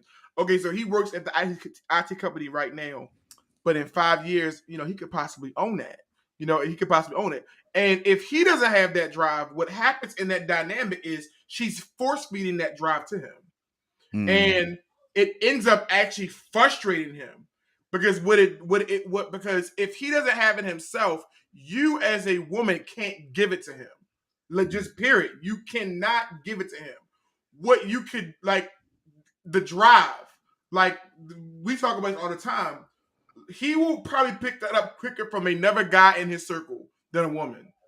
Men really just follow men. We just do. We follow men. We don't follow women, right? And so what happens is, the reason why I'm saying why is that dangerous is because I saw this quote the other day and it hit me really hard. When you say I do in marriage, because let's be very clear, the idea of dating somebody for most people is eventually I want to be married. So that's broad strokes. We're saying I'm dating this guy, hopefully to be married to him one day, right? When you say I do, you do realize that most 99% of people are saying I do for everything he was up until that point. I'm saying I do for everything she was up until that point. So when reality, you actually are saying I do to everything there could possibly be. And so the dangerous thing is, if I'm saying I do to everything he was at this point, well, at this point, he's still a bus driver. So if he never becomes the bus owner, that expectation you had now leads to resentment, and then that marriage ends. So I like the way you put it, and I wish more people would be idea of don't focus on the money, but do focus on his work ethic, his work drive, because then that will take care of itself. If I know he's a hard worker and he's diligent, he's always seeking to better himself. That means I've already seen that in him in the years that we've been dating. So I know that I'm saying I do because I know that will continue, or it should continue. I will always push it, but what if it doesn't? All right, let me chime in. Let me chime in. Give me Go ahead. get a piece of here. So a couple of things that you just said, that a thought that came to my head, right? So obviously this is a woman news broadcaster speaking to her preference and the rule of measure to which she is encouraging the ascension of Black men. And I think in the same way, whatever rule of measure, right, that women are having to make, like, oh, he can't be flipping the burgers and he can't be just driving the bus. Use that same standard of measure for that partner, that person that you're dating. Use that, and the expectation, use that to measure against yourself. I think you all said a little bit earlier, right, for where she is and the if that is her preference, limiting or not limiting, if that is her preference, can she take that same rule of measure, not for the dollar amount, but for the character that comes with that, the ambition, the aspiration, can she take that and use that same rule of measure for herself, right? If I am having a requirement or an ask or an expectation of someone that I am seeking out that I can't even hold myself to, there's an imbalance, right? You even spoke to about how you didn't necessarily equate you didn't like how she equated the grades of a C or B student versus an A or B student. What we oftentimes find, we're both in education, Terrence, is that I'm trying to impress upon my students, it has really not much of anything to do with the actual content or the things and tasks that you have to do here in school. These are the things, the skills, collaboration, communication, advocating for yourself. These are the things that you're going to have to do in whatever working space you end up in. These are the things that we're trying to get you to build your study habits. Those are the things that as a student will translate into your working life. For sure. And so if the B or C student, if they are not, right, a hard worker, if they are not advocating for themselves, those characteristics of a person will translate into their adult life. And so I think that to what you were just saying about, again, that the character piece is the rule of measure. If I'm saying this is the expectation in the bar, how do I also align with that? Right. And then again, to the characteristics in school is the grades that speaks to the character of a student. In our adult life, it is the character, the ethic, and that may correlate to, right, our station in life. Right. But those qualities can also determine how we elevate and grow in those spaces in life. Right. So yeah, I just. So would you say you both agree and disagree? Sorry, I didn't mean to cut you off, but do you think that you both agree and disagree with Miss Williams' take on it? Is that what you're kind of saying? I don't think that my goal in, I guess, having this conversation is to pit one, is there a right or is there a wrong? Was Miss Williams, right in her perspective, or was Iyanla right? I'm not thinking of it in that way, but I'm just let's unpack it from both sides. And I think that is kind of what this conversation did, is all right, let's put let's unpack it. I like it. Yeah. Let's put ourselves in Williams' shoes and let's look at it through her lens, right? Where's that perspective coming from? What is influencing her rationale for why that is her preference, right? And so we kind of talked about that, but then we also, I can also understand where Iyanla is coming from. Neither is necessarily, doesn't have to be a resolve of who's right or who's wrong. But I just think, just in life, as we are talking, in any decision, whether someone decides for that to be their preference or not to be their preference, also understand what comes with that is weighing the pros and the cons that come along with that choice. If that's the choice that you choose to have as your preference, just also accept the pros and the cons that may come with that preference. Love it. Yeah, I like what you said there, LJ, and I like what Chanel said. I mean, even the rich and wealthy people with trash character is just as bad. Is it better to suffer and cry on a private jet or suffer and cry in your apartment? Like this whole money thing, I think this money thing has us all kind of disillusioned as to who the person really is. Because at the end of the day, no matter how much money you make, and I heard Kevin on Stage actually recently said this on one of his things. Kevin on Stage and his wife, Miss Kevin on Stage. He said, like, no matter how much money we have, we could be in the nicest, like, plushest hotel and hate each other, like, as a married couple. Like, and they have, like he said, like, we have done that. He said, I'd rather be obviously having better synergy and be in a space where we're both enjoying ourselves. But he's like, it's not about, basically, his premise was, it's not about the money. The money is not what makes the relationship. Like, the relationship is the relationship. So, like, if we're good poor, we're good broke, we're good with a lot of money, we're good wealthy. Like it's like the state of the relationship is what's the most important thing. But I think that I guess the sound bites have made things feel like we've gotten away from that. From at least the stances of what I've seen from women, where it's like, well, how much does he make? Like, because that is like 80% or 90% of what I think about him. If he makes a certain amount of dollar amount, then I think this about him. But if he doesn't make this amount, ma'am, how much do you make? Right, but obviously there's never nuance for that kind of conversation. But I agree. What are your goals, aspirations, sir? What are your goals and aspirations? How are you? Where are you? Where's the next step for you? What are you doing next? How are you building and growing and develop? Like, ma'am, sir, on both sides. It's interesting because, and I know John, like we talked about this before, and LJ, you talked about it. It's funny because, like, when I hear the argument from a woman's side, like the things that a lot of men would care about. Okay, so let's say I'm a guy, right? Hopefully you are still a guy. Yes, go ahead. Let me finish my story for you. Okay, sorry. Go ahead. Let's say I'm a guy and I make $200,000-$300,000 a year. Okay. I have that quality down. I work hard, work ethic. He's so quick. Like I'm sorry. I had to say. So I have that, right? So he's like, oh, okay, that's where we. Yeah, that's why that's a hypothetical. I'm a guy. Yeah, 200,000. 2023. You know, cis male. Whatever you want to say. Look, let's just say I'm a male. cis male. Yes, that is correct. Cis male. All right. I say I'm a guy, and I got that. And so I meet let's just say it's Eboni K's William, right? I meet that standard that she was looking for. Yeah. She can't reverse it, or we can't reverse it, LJ, how you said. Like, well, what are your standards? Like, what is your, because I don't care about your career. I don't care about your work ethic. As far as your career aspirations, what I do care is, okay, cool. How are you invested in learning how to serve me as a man? Or because I'm invested in how to serve you as a woman. Because I'm learning how to serve you. I'm telling you what's important. Listen, LJ, you can give me that face. That's why I said, be very careful of what that. If y'all don't start typing in this chat right now, I am, because let me finish my point. Be very careful of what that means to flip it as a man, because I don't care about your career.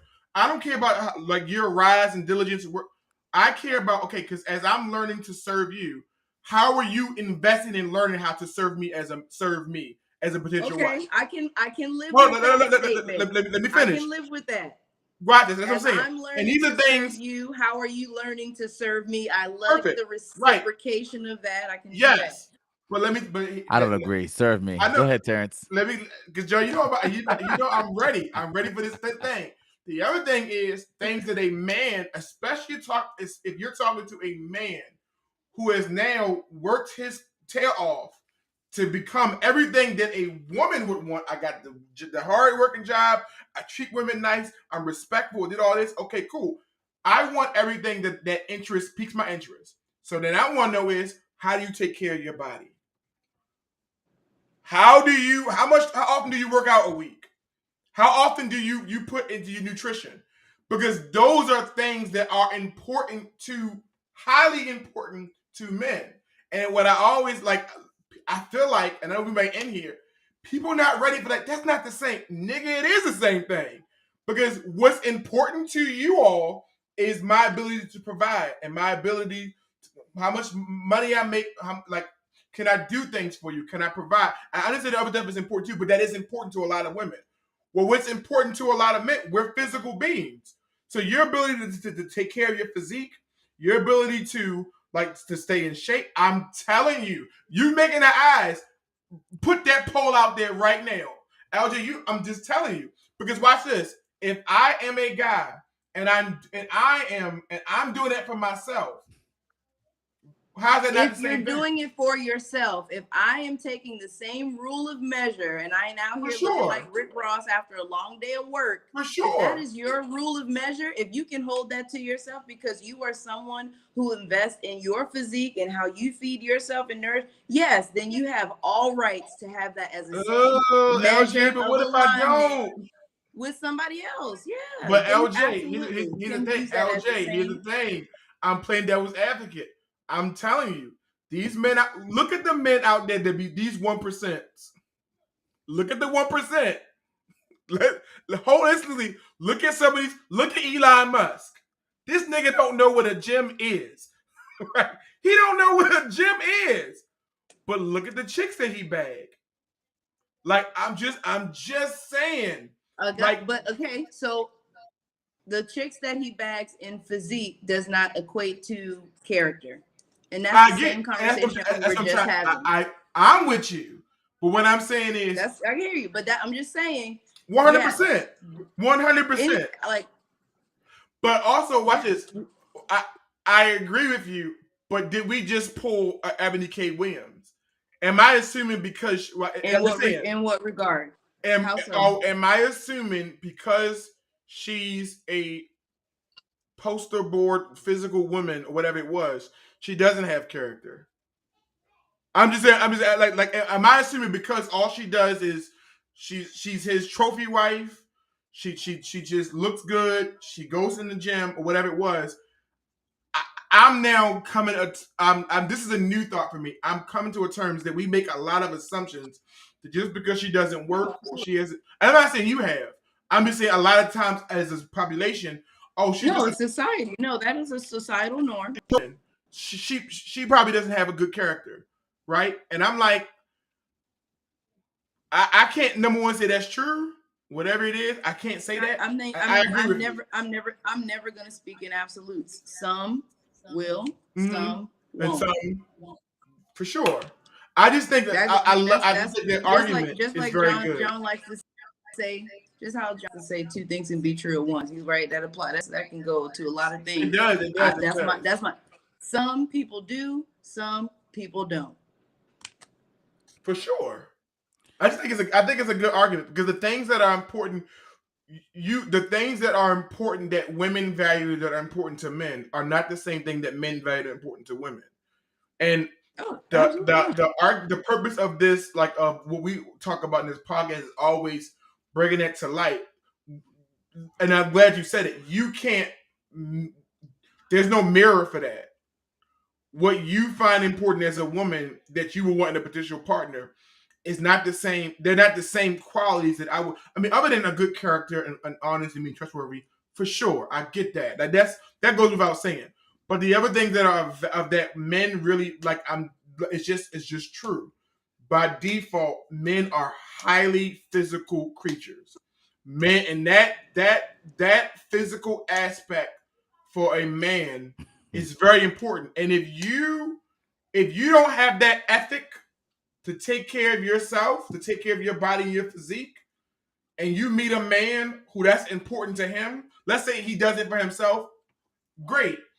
But let's just, so to get your point, as a woman, maybe I don't make $40,000. Maybe I only make 25, 30, or 40. But I want my man to make 75 or 80. He needs to make more. I'm saying if you flip that in the guy world, go ahead. I'm saying if you flip it in the guy world, maybe I don't work out 2 or 3 times a week, but I want my woman to. So can I offer this? Can I offer this in the same way that men do not want to be measured or viewed through the lens of their job title or how much they make? women also do not want to be measured or equated to like their aesthetics is a measure of who they are or their worth. I agree.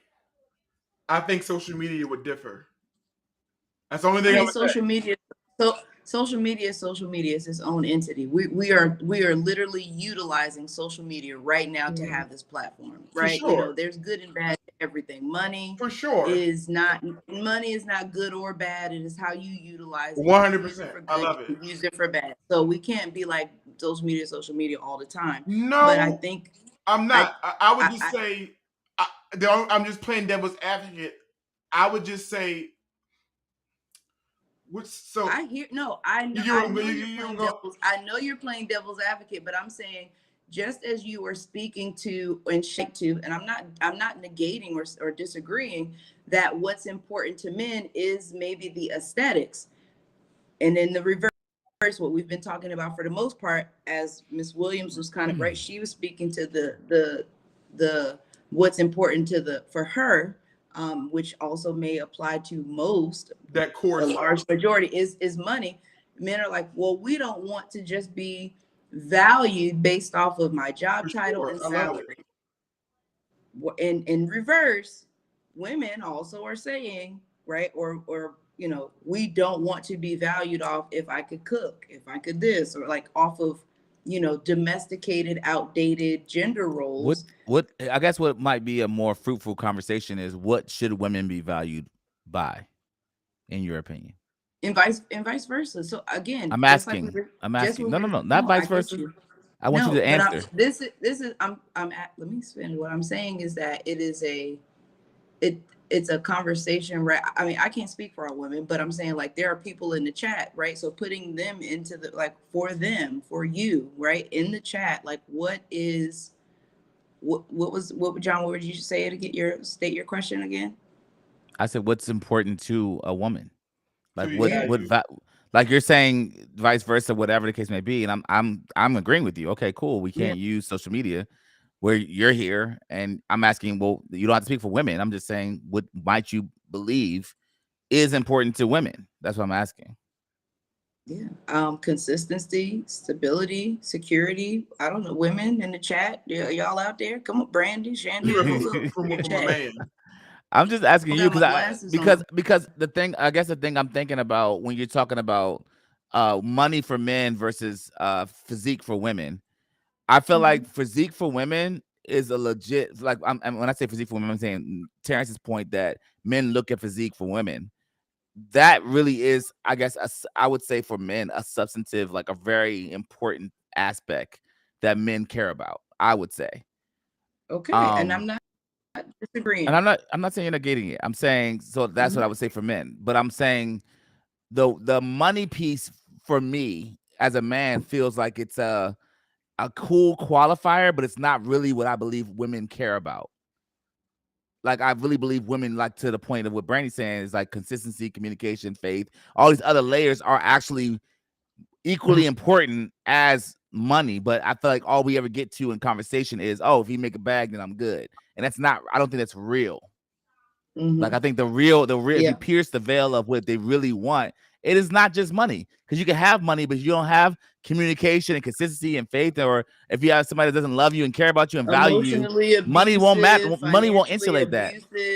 But what I will say is that for men, it's kind of weightier for men to see something aesthetically like looking right. Like it's not totally off base like it is in my opinion, for women. It's not totally off base for men, because men really do value aesthetics. Like, we were kind of hardwired that way to look at the aesthetics and how a woman looks, and that's kind of like, oh no, that is important to us. But I think the way that we've been sold within social media world or land, it's like, oh no, all women care about is money, and I know that's not the case. I know it, and we'll see it here on this chat. And I'm just saying, piercing beyond the veil of social media and the way we kind of communicate through TikTok videos, it's like, nah, women care more about money. More, they care about money, of course, because that provides protection or some sense of insulation. But it's not all they care about. Although that will be how the social media drives it, that's not what it really is what I'm trying to say. John, do you think that's how physique is for men? And the reason I'm saying that is because you hear a lot of older men who realize, like, who if they're not wealthy, because I'm sorry, like, broad strokes, but wealthy men tend to date younger women for a plethora of reasons. We can go for the whole Marquise Houston thing that went viral recently too. Like, wealthy men do tend to gravitate towards younger women. So broad strokes.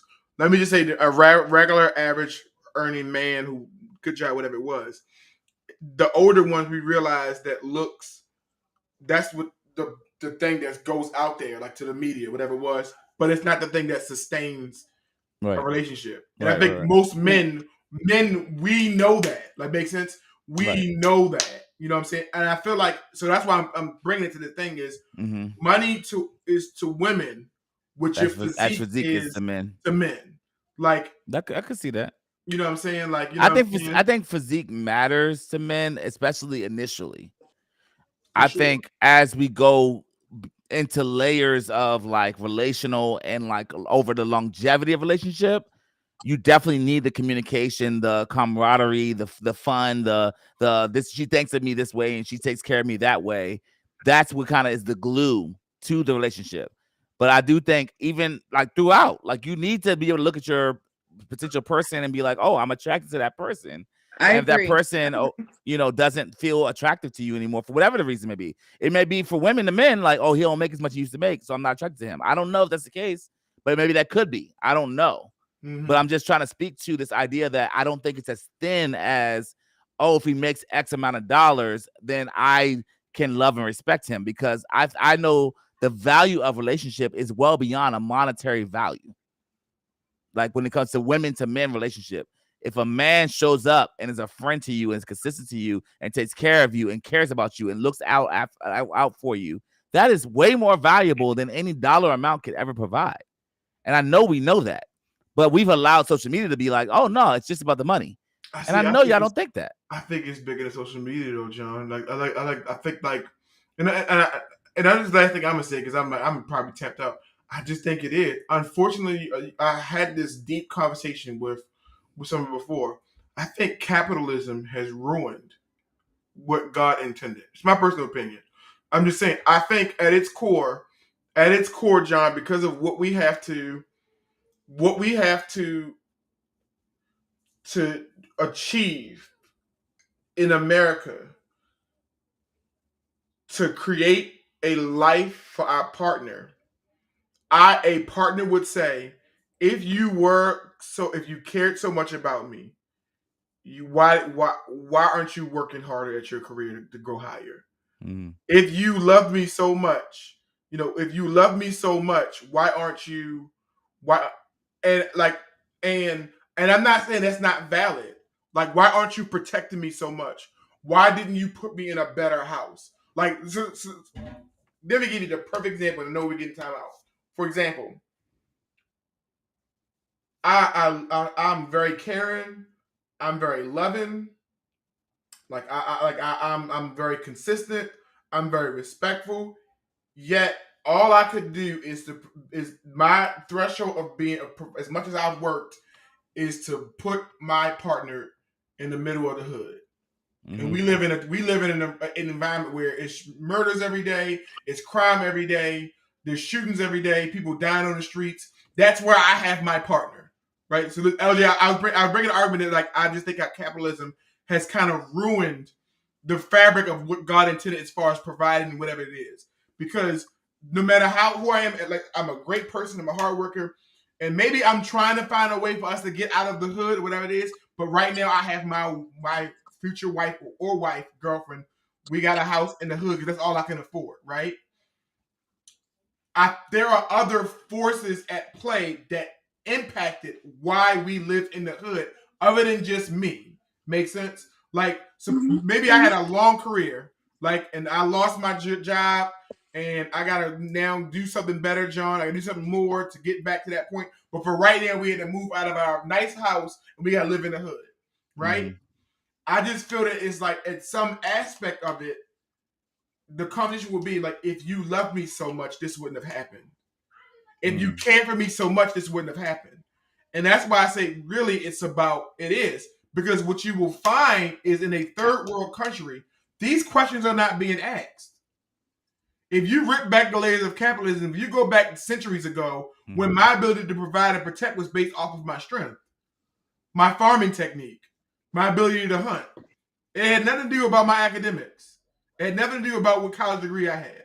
And so I'm just saying, like, I don't think while I can give social media some of the blame, I can't give social media all the blame. Some of that joy is hardwired in the systematic structure that we currently live in that is out of our control.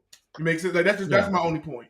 Yeah, you know? I agree with that. I think the thing that I will say, T, and Jonica, I'll let you have the last word on this topic, okay? The one thing that I will say is this: I miss the days of women that did not mind struggling with their husband, that may or may not have had all together when they met him, because I didn't have it all. Maybe I don't have all the money. Maybe I don't have all the resources. And maybe I am actually building, but you know what? I don't mind. I heard this is real quick aside of Robert Kiyosaki, the guy that did Rich Dad Poor Dad. He and his wife lived in their car. Like, they literally had to live out of their car for a portion of their life married together. And of course they're multi-millionaires now. Right? Oh yeah, You understand what I'm saying? So I'm like, I just miss the days of where women would be like, I literally ride with you. Like, I get it. We might have to lose everything to get there, but I will go with you all the way, no matter what that looks like for our future. And I'm okay with it because we'll get, and I'm not saying something perfect. I'm not saying I'm not looking for roses and happiness or whatever, but just a sense of, I still believe in you when I don't see everything materialize instantly. And I think a lot of times we're looking for a ready-made person, whether it be married man or excuse me, a single man or a single woman. We're looking for a ready-made person to show up, already have the degrees, the money, the credit score, the house, the car, the this, the that. And it's kind of ridiculous that we don't want to kind of go through anything to get to that end result. And that's what this is a personal aside that I'm like, where are the people that are like, I don't mind struggling with you to get to the end result, even if that means we might lose everything along the way. It's part of that journey, and I believe in you despite the fact it doesn't look like what it should at the present moment. Even in our big age of 30, whatever, we're still not that big of an age. Like, we keep acting like we're so big in this age of like life. People live double our age, and people have started and rebuilt companies and have gone bankrupt at 40 and 45 years old and still go and make multiple millions of dollars. Like, we are just acting like this sense of like it can't happen. And I guess it's to me personally problematic. But like I said, LJ, you will absolutely have the last word on this particular topic. Yeah, I'm looking at Chandel's comment. She said those days are long gone. She said those days aren't long gone. There are a lot of women. Oh, aren't long. Okay. Yeah. Little glasses on. All right. Yeah, there aren't long gone. There are a lot of women struggling building with men, she said. Yeah, so I mean, I think it's my last thoughts in this conversation. Starting with her, just Miss Williams, her roast, the responses by her, colleague, and just even her response, just leaving it in a space of like, okay, so how can I take, it's so easy to speak to, everyone else's situation on a global or individual space, right? But then at the end of the day, how can we take all of what has been said on both sides? How can we turn it around and kind of do some sort of internal reflection? And so my thought, at least within myself, right, is to, think about, LaJonica, in what ways, what are your preferences, your implicit biases that are kind of limiting what the larger picture or the larger goal is. So, I mean, I posted that earlier in the chat for people to kind of just think about whether you wanted to share in the chat or just rhetorically, but from this entire conversation, bringing it inward, are there, just evaluating, are there some preferences that I am entitled to, Are there preferences that I may have that may be limiting? What are those preferences? Are those preferences, you know, really meaningful in the big scheme of things, right? I might prefer this type of person to date and pursue or desire for marriage. But if I'm looking for something that is sustainable, if I'm looking and desiring longevity, at the end of the day, is that preference, you know, helping to push that agenda or hindering that agenda? And so I just encourage, you know, people, you know, again, as we look, it's easy to, you know, shine the light on someone else's thoughts, opinions, and perspectives, but to just kind of, you know, internally think about, you know, what are our personal preferences that may be limiting, and are those moving us towards, you know, the grand scheme of where we're really trying to go. I love that. I think you put a perfect button or bow on that topic, because the reality is we have to, although we live this life kind of like grouped together, we also have to like live this life honed in on what are our own personal things and how that's impacting our end results that we want out of life. And that's really what you're saying. So I love that you put that button on there. Guys, thank you so much for hanging. Whoever did hang out with us to this very long end of the episode, because we are now 2 hours into this episode. We normally are wrapped around an hour or so. But Tarika wanted to have this conversation in a very meaningful way. Did you call him Tarika? Yeah, I'm sorry. It's an inside joke. I'm sorry. I didn't mean to say Tarika. You're right. Nobody knows the inside. I'm sorry. You're right. Terrence wanted to have this conversation, and I think it was I actually really think this is one of the conversations I actually wanted to have too. I didn't realize until we got into it. I was like, this is really good, and I appreciate LaJonica taking her wig off and putting her hat on and saying, I'm going to join in on this conversation with us. I asked her before the podcast because she did ask me, y'all. I'm telling you, I was tired. I was like, I don't have nothing else to give. But then I'm listening. Right. I'm like, fingers can't type fast enough. She was sick of us talking about it from a male perspective. She was like, let me help these boys out and give them some insight from a woman's perspective. And I appreciate that deeply. So guys, thank you for following us. Thank you for listening to us. Thank you for checking us out today. My name is, what is my name today? I can't even see it right now. Driver, I think it is owner of the said bus. Yeah, there we go. My name is owner of said bus. Terrence. Chicken, come on. Chicken, Whopper, chicken, BK, have it your way. I just want to bring back up the argument that LJ, don't knock somebody's advancement, okay? If I want to move from the fry machine to the icing machine, okay, from flipping the burger, this is why, and eventually the cash register.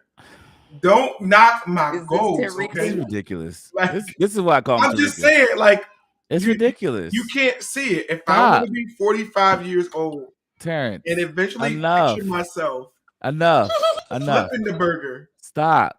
That is your dream to be on the fry machine. The fry machine is a dream. Fry machine. Oh my God. Or oh my Best Lord. Buy kiosk. Never forget. Oh, Never what? Forget. Oh, your kiosk at Best Buy? Oh, Lord. Wow, you went back. Yeah. You went back. No. Because LJ, I'm still not over it. No, Terrence worked at the kiosk at Best Buy. John came from my entire life. I'm sorry, that was one of the funniest episodes I've ever been a part of. Brandy said reliving trauma. Yeah, no. He closed down the kiosk, and you know how they just have to close those little four squares? That's how they got close. They don't close that one big one. They just close 4 squares in the middle of the mall. And I never went back. It's like how Will Smith was in the last episode of Fresh Prince. I just looked at the empty house, the empty kiosk, and I just got the lights off. I was so disappointed in him. He was a grown man. But anyway, LJ, you want to say, LaJonica, thank you so much I call her LJ, guys. LaJonica, thank you so much for joining the show with us. We really appreciate it. You guys have an amazing night. God bless y'all. No bus owners.